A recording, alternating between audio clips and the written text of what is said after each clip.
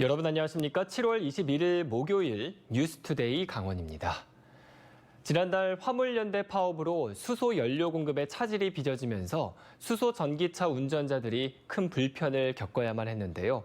그런데 파업이 끝난 지 한 달이 지났는데 운전자들의 불편과 불만은 끊이질 않고 있습니다. 어떻게 된 일인지 이승현 기자가 취재했습니다. 한 달 전 춘천시 동래면의 한 수소 충전소. 평소 많아도 5대에 그치던 충전 대기줄은 이날 20대가 넘었습니다. 화물연대 파업으로 수소 공급이 줄면서 수소전기차 운전자들이 수소가 남아있는 충전소로 몰린 겁니다. 재고 바닥이라 그래가지고 막았더라고요. 그래서 왔다가 그리고 다시 같은 방향으로 이제 춘천 부산 방면 휴게소에 또 들렀는데 거기는 문을 닫았더라고요. 화물연대 파업이 끝난 지 한 달, 다시 해당 수소 충전소를 찾았습니다. 월요일 아침부터 충전 대기 차량만 10여 대가 길게 줄을 섰습니다. 화물연대 파업 때보다 상황은 나아졌지만 충전하려면 여전히 2시간은 기다려야 합니다. 직장인이 이거 한두 시간 기다려가지고 기름 들 수가 있어요? 그건 말도 안 되는 얘기지. 근데 내가 보기엔 춘천시에서라도 차를 많이 보급을 했으면은 그만한 후속 조치를 해줘야 돼. 수소 충전이 어렵다 보니 야간 근무를 마친 운전자도 대기 행렬에 동참할 수밖에 없는 실정입니다. 야간 근무를 했는데 쉬지 못하고 지금 충전을 지금 하려고 하고 있어요. 지금 70km 남았어요. 충전 문의와 불만이 빗발치지만 물량을 제때 확보할 수 없는 충전소에서는 할 수 있는 일이 많지 않습니다. 지금 상황에선 제한 충전을 못하고 있고요. 일단 오시는 대로 선착순으로 완충 기준으로 충전해드리고 있습니다. 화물연대 파업이 끝났는데도 왜 이런 현상이 이어질까? 춘천시는 최근 전국적으로 수소연료 충전소가 늘어나면서 그때그때 필요한 수요량을 맞추지 못하고 있다고 밝혔습니다. 한국가스공사에서는 충전소가 증가됨에 따라서 가스를 운반하는 튜브 트레일러가 좀 부족하여 이런 일이 발생하고 있다고 합니다. 또 당진제철소에서 철강 생산이 줄면서 부생수소 생산량 자체도 감소했습니다. 사정이 이렇다 보니 도내 수소차 2,400여 대 가운데 절반 가까이가 보급된 춘천 지역에서 충전 지연 문제가 두드러지는 겁니다. 춘천시는 강원도에 뒤늦게 수소전기차 대수를 줄이는 방안을 요청했지만 수소연료와 수소충전소 감당 능력을 고려하지 않고 수소전기차 보급 대수 늘리기에만 급급했다는 비판을 면키 힘들게 됐습니다. MBC 뉴스 이승현입니다. 동해항과 러시아 블라디보스토크를 잇는 카페리호는 그동안 화물과 일부 출국만 가능했었는데요. 2년 반 만에 여객 입국이 재개되며 한국과 러시아를 잇는 상호 여객이 정상화됐습니다. 배연환 기자의 보도입니다. 지난 19일 러시아 블라디보스토크항을 출발한 카페리오 이스턴 드림호가 동해항으로 들어옵니다. 24시간 가까운 항해를 마친 26명의 내국인 승객이 동해항 여객 터미널을 통해 한국으로 입국했습니다. 너무 편하고 좋죠. 예. 다들 기다렸죠. 감사해요, 하여튼. 여러 분들이 애써 주셔가지고 힘든 것 같은데 하여튼 감사해요. 비행기가 뜨기 전에는 다 이거 이길 밖에 없잖아요. 코로나19와 러시아 우크라이나 전쟁 등으로 중단됐던 동해항을 통한 여객 입국이 2년 반 만에 재개됐습니다. 코로나19 사태가 시작된 2020년 초 한러일 항로를 운영하던 선사가 문을 닫으며 동해항과 러시아를 잇는 항로도 끊겼습니다. 이후 지난해 3월 새로운 선사가 러시아 항로 운항을 재개했지만 방역 문제 등으로 여객 입출국은 제한됐습니다.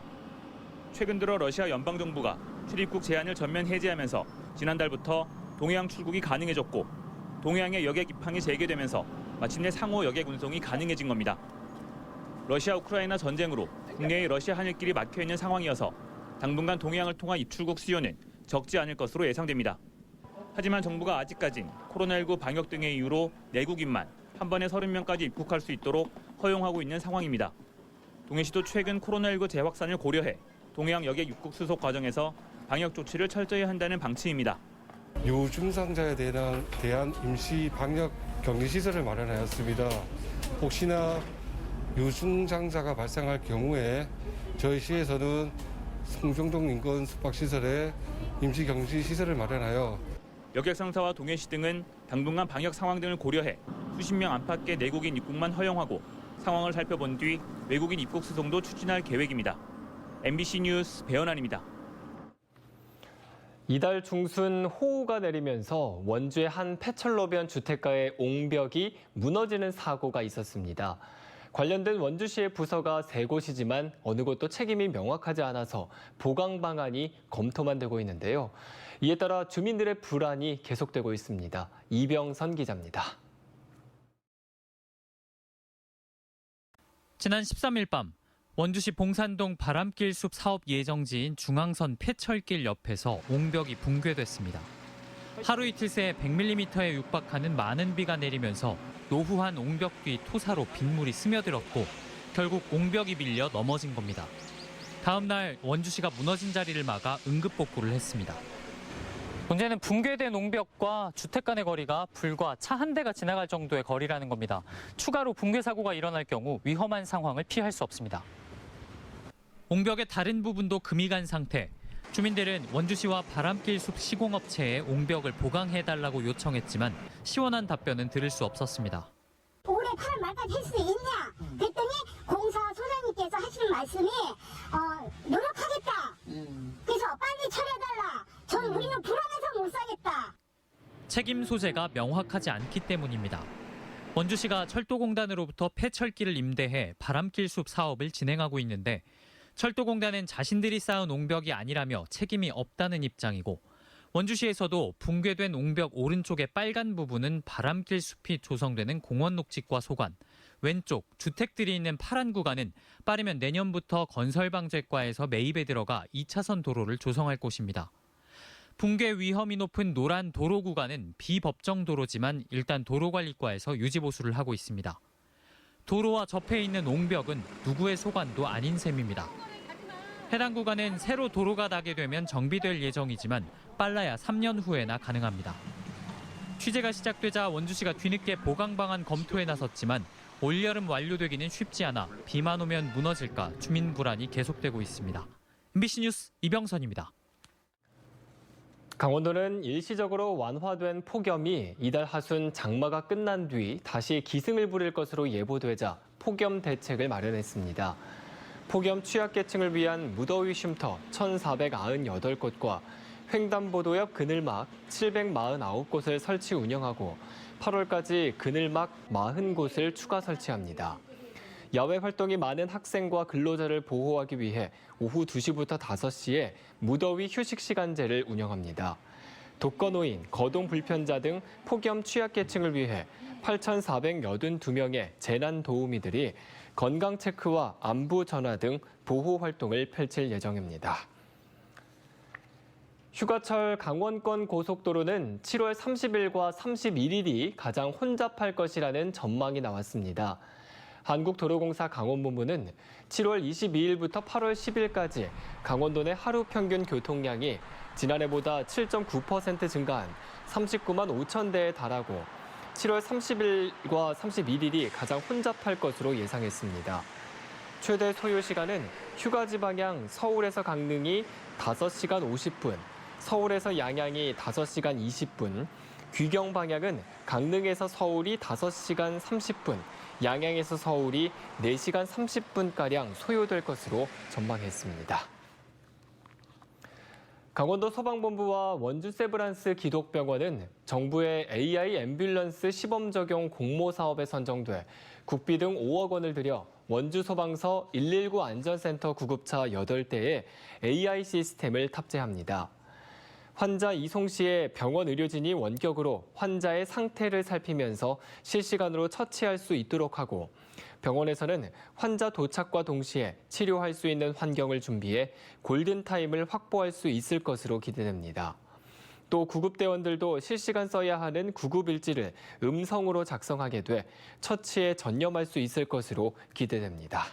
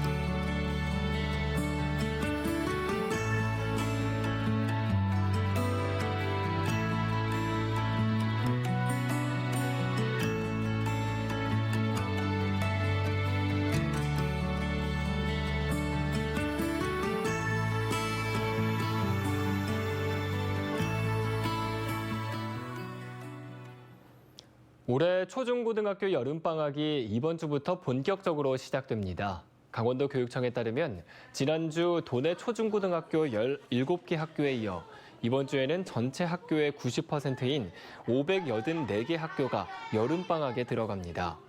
도교육청은 코로나19 재유행 상황이 이어지자 방학 프로그램을 운영하는 학교와 학원의 방역수칙 준수와 자발적 거리 두기를 당부하고 방역 지침 보완이 필요할 경우 개학 전 학교에 안내할 계획입니다. 강원대학교가 어제부터 나흘 동안 서울 코엑스에서 열리고 있는 2023학년도 수시 대학 입학 정보박람회에 참가하고 있습니다. 강원대는 춘천 캠퍼스 2,400명과 삼척 캠퍼스 1,100명 등 모두 3,500명을 선발합니다.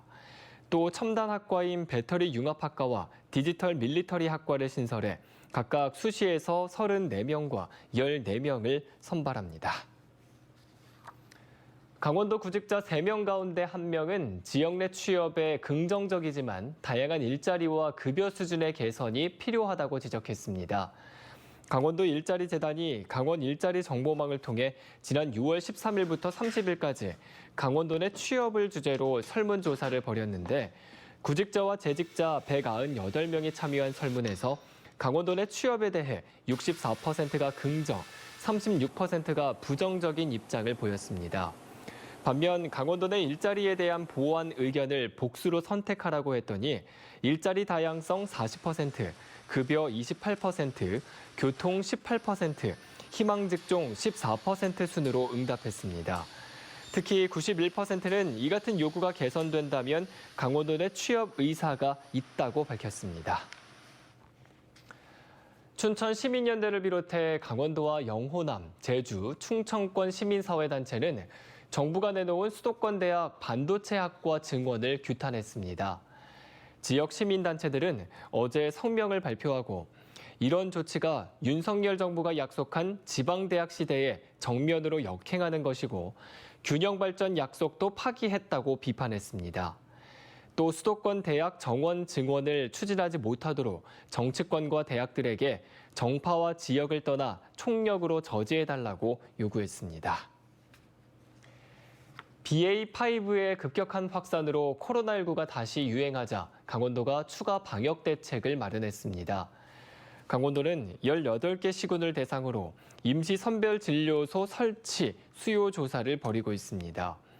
강원도는 여름휴가철 유동인구 집중지역에 이동식 감염병 진단 차량을 우선 투입하기로 했습니다. 아울러 검사와 진료, 처방까지 원스톱으로 가능한 의료기관을 현재 216개에서 260개로 늘릴 방침입니다. 진실 화해를 위한 과거사 정리위원회가 강원도에서는 처음으로 영월의 민간인 희생 사건의 진실을 규명했습니다. 영월 군경 민간인 희생 사건은 1949년과 1951년 영월군 지금의 김삿감면 주민 6명이 좌익 혐의로 대한청년단과 국민방위군에 희생된 사건입니다. 진실화해위는 국민방위군은 군 조직이고 대한청년단은 경찰의 지휘를 받는 만큼 불법으로 민간인을 살해한 행위의 최종 책임은 이들을 관리 감독하는 국가에 있다고 판단했습니다. 이에 국가는 희생자들에게 공식 사과하고 피해 명예회복 조치와 역사 기록 수정 등의 노력을 할 것을 권고했습니다. 홍천군이 국립경찰병원 분원 유치에 나섰습니다. 홍천군은 홍천읍 갈마공리 3만 제곱미터를 사업 예정지로 정하고 경찰병원 분원 후보지 춘천시청절을 강원도에 접수했다고 밝혔습니다. 홍천군은 사업 예정지 절반 이상이 군유림으로 부지 매입 비용이 적게 들고 수도권과 가까운 입지와 교통망을 그 장점으로 내세우고 있습니다. 경찰병원 분원은 응급의학과 건강증진센터 등 2개 센터, 23개 진료과를 갖춘 550병상의 규모로 건립 예정이고 국가균형발전을 고려해 수도권이 아닌 곳을 후보지로 찾고 있습니다. 강원도 환동해본부와 동해안 지방어항 7곳에 31대의 안전용 CCTV가 설치됩니다.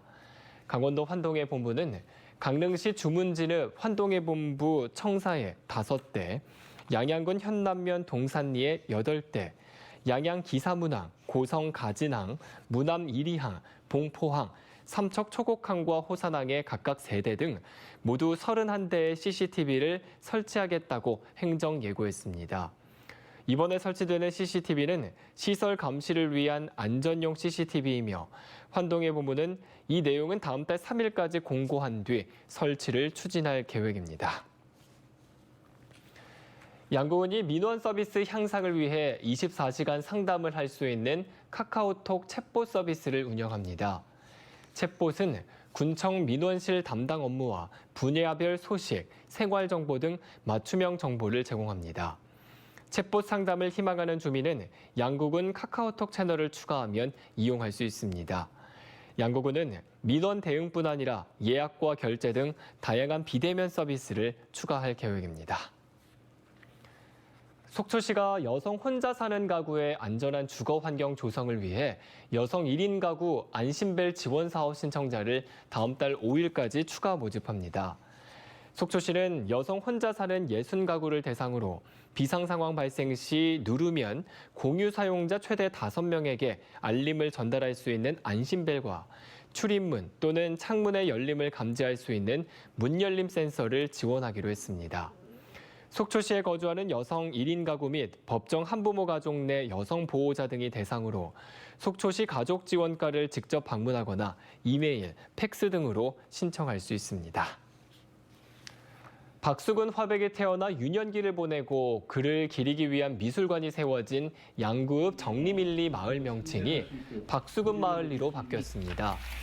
양구군은 지난해 12월 주민 의견 조사에 참여한 205세대 가운데 193세대가 찬성하면서 양구군 정리밀리의 명칭을 박수근 마을리로 변경하게 됐다고 밝혔습니다.